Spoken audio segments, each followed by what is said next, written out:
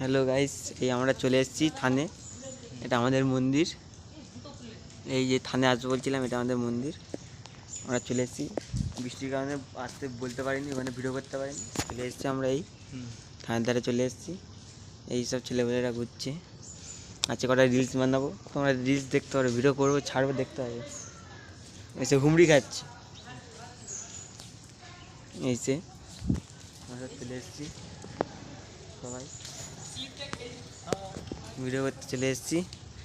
স্কুলে যাওয়া হয়নি, তাই কী করবো, তাই ভিডিও করছি। এই আমাদের মন্দির।